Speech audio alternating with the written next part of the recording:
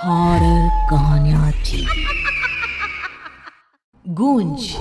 रात के ठीक 1 बजे तेज बारिश और कड़कड़ाती बिजली में अपने घर की बालकनी में खड़ी सुमन खोई खोई कुछ सोच रही थी। अंदर आ जाओ ना। उसके घर के अंदर से आवाज आती है। तब भी सुमन काले अंधेरे में खड़ी न जाने किसका इंतजार कर रही थी, जिसमें से एक औरत अपने 2 बच्चों के साथ उसके पास वाले घर में लाल रंग की एक कार से उतरती है और बारिश में भागती हुई सामने वाले घर में चली जाती है। हेलो, कौन? मेरा कुछ सामान तुम्हारे पास है, लौटाओगे नहीं? आपका क्या सामान? कौन है आप? और मैं तो इस घर में कुछ सेकंड्स पहले ही आई हूँ। आपको यहाँ का नंबर कैसे पता चला? मम्मी, हो सकता है कि जो फैमिली यहाँ पहले रहती हो, ये कॉल उनके लिए हो। नहीं नहीं, ऐसा नहीं है। बाहर कड़कड़ाती बिजली एक अनजान आदमी के फोन ने नेहा को डरा दिया था। वो फौरन कॉल रख देती है। चलो बच्चों, कमरे में चलते हैं, मैं तुम्हें सुला देती हूँ। पर यहाँ इतने अंधेरे में तो कुछ भी नहीं दिख रहा मम्मी। फ्लैश लाइट ऑन करो ना। नेहा फ्लैश ऑन करती है, जहाँ उसे ऊपर जाने की सीढ़ियाँ दिखती हैं और चारों तरफ सफेद कपड़ों से ढके हुए फर्नीचर। तभी नेहा की 3 साल की बेटी उससे कहती है, मम्मा गोस्ट। नो माय लव, ये तो व्हाइट क्लोथ्स हैं। चलो ऊपर, मम्मा आपको स्टोरी सुनाएगी। सुननी है ना? चलो चलो चलो। नेहा स्ट्रॉबेरी को गोद में उठाती है और रोहन के साथ सीढ़ियां चढ़ना शुरू करती है। एक एक कदम उसे ऐसा एहसास हो रहा था मानो वो सीढ़ियों पर नहीं दलदल में कदम रख रही हो। ये मेरे पैर सीढ़ियों में धंस क्यों रहे हैं? बहुत देर चलने के बाद सीढ़ियां खत्म होती हैं। ऐसा लग रहा है मानो मैं जन्म से बस चल ही रही हूँ। जैसे तैसे थकी हारी नेहा ऊपर कमरे में पहुंचती है। जैसे ही फ्लैश बेड पर पड़ता है, वो देखती है कि उसके दोनों बच्चे पहले से ही बिस्तर पर सो रहे हैं। मेरा सर चकरा रहा है। बच्चे तो मेरी गोद में थे, यहाँ कैसे आ गए? और वो भी मुझसे पहले। नेहा कुछ समझ नहीं पाती और बेसुध होकर जमीन पर गिर पड़ती है।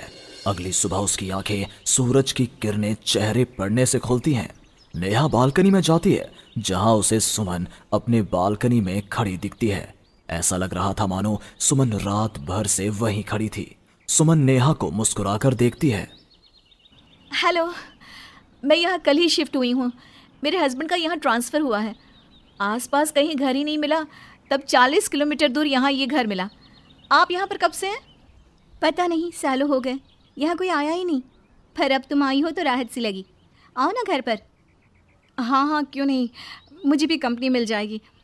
वैसे कल रात ना यहाँ कुछ अजीब महसूस किया मैंने। मैं आकर बताती हूँ। नेहा सुमन से मिलने उसके घर जाती है और पिछली रात हुए इंसिडेंट के बारे में उसको बताती है। ये तो कुछ भी नहीं है नेहा। ऐसे तो कई इंसिडेंट्स मेरी एक फ्रेंड के साथ भी हुए हैं और रोज होते ही हैं। सुमन अपनी कार में बैठी अपने नए ठिकाने की ओर बढ़ रही थी। जंगल के बीच से गुजरती वो खुद से कहती है, ये सिविल इंजीनियर्स की लाइफ ना बड़ी मुश्किल है। कहाँ जंगल झाड़ी में रहना पड़ेगा। कार एक घर के पास रुकती है। लीजिए मैडम, हम आ गए। आपको कुछ जरूरत हो तो मुझे कॉल कीजिएगा। मैं ये बगल वाले घर में ही हूँ। सुमन घर के अंदर जाती है। डाइनिंग टेबल पर पहले ही खाना रखा हुआ था, पानी का ग्लास भी, टीवी ऑन ही था। ऐसा लग रहा था मानो अभी अभी यहाँ कोई था या है। चलो, कंपनी अच्छी है, सब अरेंजमेंट्स मेरे आने के पहले ही कर रखे हैं। सुमन खाने की टेबल पर बैठती है, जहाँ 5 लोगों का खाना परोसा हुआ था। 5 प्लेट किसके लिए सर्व कर दिया? हाथ है। सुमन अपनी प्लेट से खाना शुरू करती है और उसी वक्त बाकी 4 प्लेटों से भी खाना गायब होने लगता है। प्रमिल, कहाँ हो तुम प्रमिल? सुमन भागती हुई अपने ड्राइवर के घर पर जाती है। सुमन क्या देखती है कि प्रमिल जमीन पर गिरा हुआ है। फर्श पर हर तरफ खून ही खून। प्रमिल के मुंह से भी खून आ रहा था। वो कराहता हुआ कहता है, मैम, यहाँ रूहें रहती हैं, ये आपको भी नहीं छोड़ेंगी। ये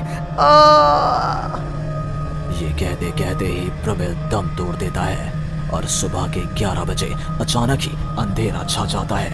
चारों तरफ से अजीबोगरीब आवाजें आने लग जाती हैं। मम्मी आई, अरे कोई खाना देगा क्या मुझे? हमारे जो सुनिए ना, प्लीज प्लीज मुझे मत मारो। पापा बचाओ, ये लोग कौन है? सुमन अपने दोनों हाथों से अपने कान को बंद कर लेती है और जोर जोर से चीखती है। अचानक एक सन्नाटा चारों ओर फैल जाता है। सुमन प्रोमिल के घर से बाहर निकलती है। चारों ओर घुप अंधेरा, वो भी कुछ देख नहीं पाती और वापस अपने घर की ओर लौट आती है। इससे अच्छी तो मौत होती। ये मैं कहाँ फंस गई? मम्मा गोदी। अरे सुमन, क्या मरने वरने की बात करती रहती हो? जाओ मेरे लिए चाय बनाओ।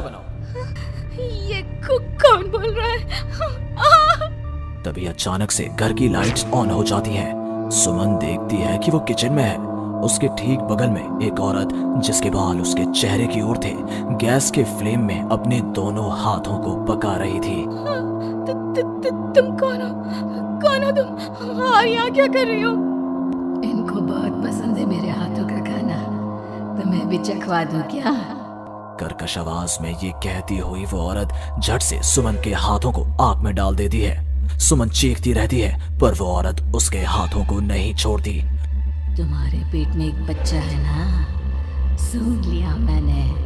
और औरत ये कहती सुमन के पेट पर हाथ फेरने लग जाती है और उसके पेट में हाथ डालकर मांस का टुकड़ा बाहर निकाल कर खा लेती है। मेरा बच्चा।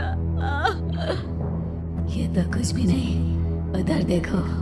वो औरत दीवार की तरफ इशारा करती है। दीवार पर खून के ऐसे धब्बे थे मानो नवजात शिशुओं को उसी दीवार पर पटक पटक कर मार दिया गया हो। तभी वहां लगभग 5 साल का एक बच्चा आता है। उसका शरीर पूरा सफेद और आंखें काली थी। माँ, भूख लगी है। वो औरत अपने आग में सेके हुए हाथ को वहीं पास में पड़े चाकू से काटकर बच्चे को खाने को दे देती है। सुमन तो समझो अब मर ही चुकी थी। इतना कुछ देखने के बाद कौन ही जिंदा रह सकता था? अब उसका शरीर भी गवाही दे रहा था। एक कदम भी चलना मुश्किल था।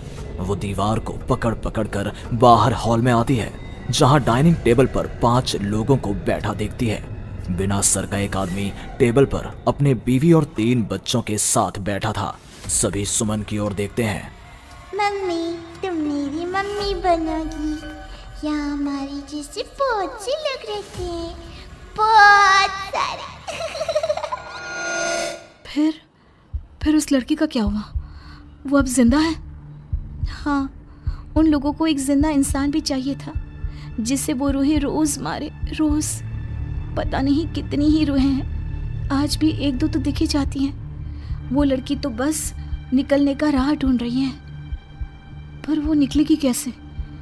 क्या कोई तरीका है? हाँ, किसी और को उन रूहों के हवाले कर देना यही एकमात्र रास्ता है। तो उसने किसे उन आत्माओं के हवाले किया? किया नहीं, अब करेगी। तुम्हें ये वही घर है और वो लड़की मैं हूँ। अलविदा नेहा।